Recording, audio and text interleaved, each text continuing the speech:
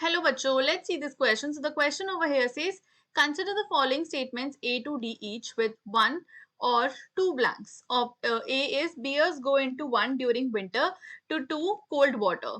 B, A conical age pyramid with a broad base represents 3 human population. C, a wasp pollinating a fig flower is an example of 4. D, an area with high levels of species richness is known as 5. So which one of the following options gives the correct fill-ups in the respective blank numbers from 1 to 5 in the statements? Option A is 3 expanding, 4 commensalism, 5 biodiversity park. B is 1 hibernation, 2 escape, 3 expanding, 5 hotspot. C is 3 stable, 4 commensalism, 5 marsh. And D is 1 estivation, 2 escape, 3 stable and 4 mutualism. So question में हमें 4 statements दिए गए हैं from A to D and हमें देके पूछा गया है दैट इनमें से कौन से स्टेटमेंट्स में हम लोग जो है फिल इन द ब्लैंक्स हैं उनको फिल करने के लिए क्या चीज यूज कर सकते हैं, हमें करेक्ट ऑप्शन में से चूज करना है. So now the given key concept here is ecology and population dynamics. So ecology and population dynamics में क्या होता है? So what happens is कि ये जो है ये ओवरऑल सारे कॉन्सेप्ट्स कवर करती हैं and how organisms interact with their environment. So इसमें आता है कि ऑर्गेनिजम्स जो हैं वो रह रहे हैं, डिफरेंट स्पीशीज रह रही हैं, साथ में रह रही हैं एंड ये कैसे इंटरेक्ट करती हैं अपने एनवायरनमेंट में. सो उस एनवायरनमेंट में स्पीशीज भी प्रेजेंट हो सकती हैं, डिफरेंट प्लांट्स, डिफरेंट एनिमल्स भी प्रेजेंट हो सकते हैं. सो इट सेज कि वो कैसे उनसे इंटरेक्ट करती हैं. नाउ व्हाट हैपेंस इज इसमें फर्दर जो है हम लोग ये भी देखते हैं how populations grow. So populations की ग्रोथ भी देखी जाती है. एंड अगर हम इसमें बात करते हैं change, so how population grow and they change, they adapt changes, how it is usually done. And on the other hand साथ में ये भी देखा जाता है कि किन टाइप की रिलेशनशिप्स आती हैं इनके बीच में. So types of relationship the organisms acquire. So इसमें different commensalism देख सकते हैं हम लोग, amensalism देख सकते हैं, mutualism देख सकते हैं.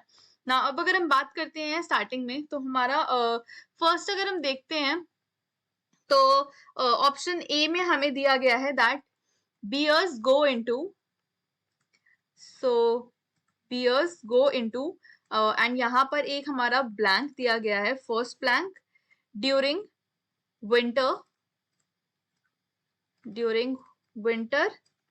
to second blank cold weather. So इसमें हमें दो ऑप्शंस दिए गए हैं 1 and 2. सो जो बियर्स होते हैं वो जनरली हमारा हाइबरनेशन में जाते हैं विंटर्स के टाइम पे. So the first option here would be hibernation. And hibernation जो होती है एक ऐसा स्टेट होता है जिसमें इनकी देयर इज इनएक्टिविटी एंड ये क्या करते हैं, ये अपने मेटाबॉलिक डिप्रेशन में चले जाते हैं. सो इनकी जो मेटाबॉलिक एक्टिविटीज होती हैं वो हॉल्ट पर चली जाती हैं जिससे इनको हेल्प मिलती है कोल्ड वेदर्स में सरवाइव करने की.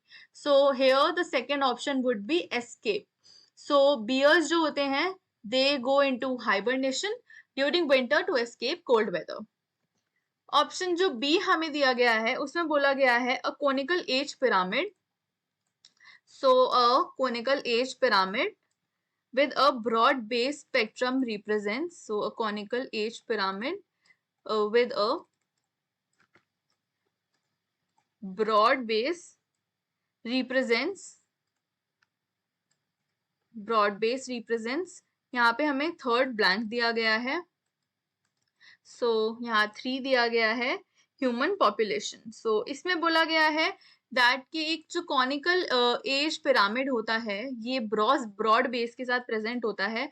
तो ये क्या करने में हेल्प करता है इन ह्यूमन पॉपुलेशन. सो जो कॉनिकल एज पिरामिड्स होते हैं ये क्या करते हैं, ये हमारी एक हाई बर्थ रेट को डिपिक्ट करता है. सो अ कॉनिकल एज पिरामिड यहाँ पे हमारा हाई बर्थ रेट को इंडिकेट कर रहा होता है, विच मीन्स जो हमारा पॉपुलेशन साइज है वो इंक्रीज हो रहा है एंड ये जो है ये ग्रोइंग पॉपुलेशन को डिपिक्ट करता है.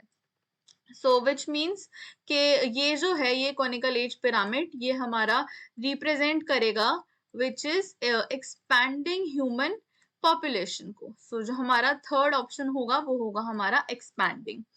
नेक्स्ट अगर हम ऑप्शन सी की बात कर लेते हैं तो सी में हमें गिवन है which is a wasp pollinating a fig flower.